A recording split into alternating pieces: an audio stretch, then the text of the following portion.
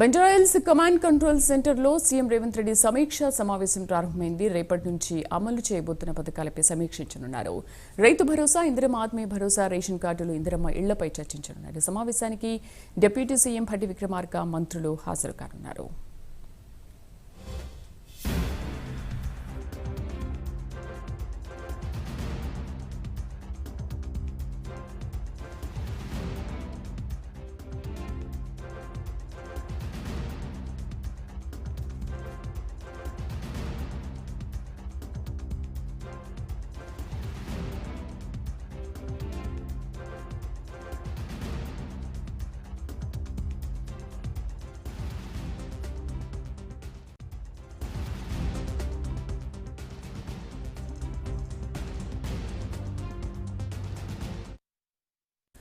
Banjara Hills command control సెంటర్లో CM Revanth Reddy సమీక్షా సమావేశం ప్రారంభమైంది. రేపటి నుంచి అమలు చేయబోతున్న పథకాలపై సమీక్షించనున్నారు.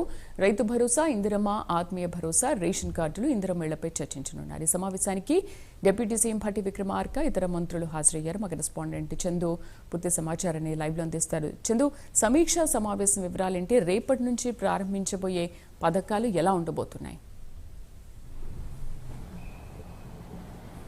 శ్రీదేవి, బంజారాహిల్స్లోని సిటీ కమాండ్ కంట్రోల్ సెంటర్లో ముఖ్యమంత్రి రేవంత్ రెడ్డి సమీక్ష నిర్వహిస్తున్నారు. ఈ సమీక్షా సమావేశానికి డిప్యూటీ సీఎం భట్టి విక్రమార్క, అదేవిధంగా మంత్రులు తుమ్మల నాగేశ్వరరావు, ఉత్తమ్ కుమార్ రెడ్డి, అదేవిధంగా పొంగులేటి శ్రీనివాసరెడ్డి కూడా హాజరయ్యారు. ముఖ్యంగా చూసినట్టే రేపు రిపబ్లిక్ డే సందర్భంగా 4 పథకాలను కూడా అమల్లోకి తేకపోతున్నారు. ముఖ్యంగా చూసినట్టయితే ఇందిరమ్మ ఇల్లు, అదేవిధంగా ఇందిరమ్మ ఆత్మీయ భరోసా, రేషన్ కార్డులు, రైతు భరోసా, ఈ 4 పథకాలను కూడా ప్రభుత్వం అత్యంత ప్రతిష్టాత్మకంగా కూడా తీసుకున్న నేపథ్యంలో ఖచ్చితంగా ఈ పథకాల ఇంప్లిమెంటేషన్లో ఎక్కడా కూడా ఎలాంటి అవాంతరాలు లేకుండా ముందుకు తీసుకెళ్లాలని కూడా భావిస్తున్న క్రమంలోనే నిన్న దావోస్ పర్యటన నుంచి రేవంత్ రెడ్డి చేరుకున్నారు. కాబట్టి ఈ రోజు సమీక్ష సమావేశం నిర్వహిస్తా ఉన్నారు. ఇప్పటికే ఈ 4 పథకాలకు సంబంధించినటువంటి ఏదైతే గ్రామ సభలు అయితే ప్రస్తుతం కొనసాగుతున్నాయి. గ్రామ సభల్లో పెద్ద ఎత్తున ప్రజలంతా కూడా ఆందోళన వ్యక్తం చేస్తున్నారు. మరోవైపు బీఆర్ఎస్ పార్టీ సంబంధించిన నేతలు కూడా ఆ గ్రామ సభల్లో ఆందోళన చేస్తున్నారు, గొడవ చేస్తున్నారు. ఎందుకంటే రేషన్ కార్డులు కావచ్చు, ఇందిరమ్మ ఇండ్లు కావచ్చు, ఆత్మీయ భరోసా కావచ్చు, ఈ 4 పథకాలకు సంబంధించి కొంతమంది లబ్ధిదారులకు మాత్రమే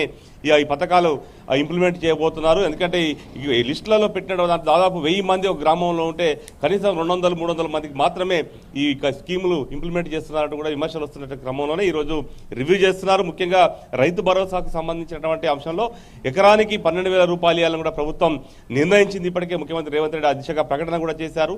అయితే కాంగ్రెస్ పార్టీ మేనిఫెస్టోలో మొత్తం 15,000 ఇస్తామని పెట్టినప్పటికీ కూడా ఇప్పుడు మాత్రం బడ్జెట్ సరిగా లేకపోవడంతో 12,000 రూపాయలు మాత్రమే ఇస్తామని చెప్పారు. కానీ ప్రతిపక్షాలు ఇప్పటికే విమర్శలు చేస్తున్నాయి, ఖచ్చితంగా 15,000 రూపాయలు ఇవ్వాలని.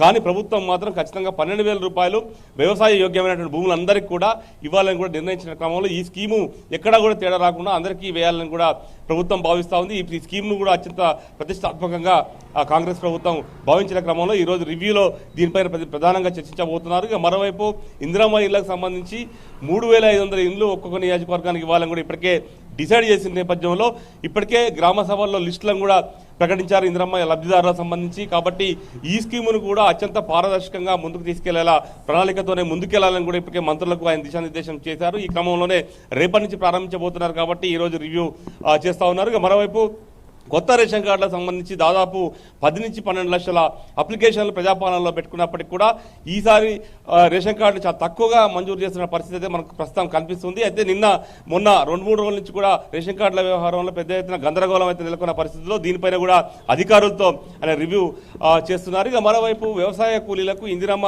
ఆత్మీయ భరోసా కింద 12,000 రూపాయలు ఇవ్వాలని కూడా ప్రభుత్వం నిర్ణయించిన నేపథ్యంలో ఆ స్కీమ్ను రేపటి నుంచి లాంచ్ చేస్తున్నారు. కాబట్టి ఇప్పటికే లబ్ధిదారుల ఎంపిక దాదాపుగా పూర్తిగా వచ్చినట్టుగా తెలుస్తోంది. ఎందుకంటే దాని ఉపాధి హామీ పథకం కింద లింక్ చేసి మరి ఈ యొక్క స్కీమును ముందుకు తీసుకొస్తున్నారు. కాబట్టి చాలా ఈ విషయంలో కూడా ఎంతమందికి ఇందిరమ్మ ఆత్మీయ భరోసా ఇస్తారు అనే దానిపైన కూడా ఇప్పటికైతే క్లారిటీ అయితే లేదు. దీనిపై కూడా అధికారులతో సమీక్ష నిర్వహిస్తున్నారు. ముఖ్యంగా ఫైనాన్స్, అదేవిధంగా అగ్రికల్చర్, సివిల్ సప్లై డిపార్ట్మెంట్ అధికారులు, అదేవిధంగా సిఎస్ శాంతి కుమారి కూడా ఈ యొక్క సమావేశానికి హాజరయ్యారు.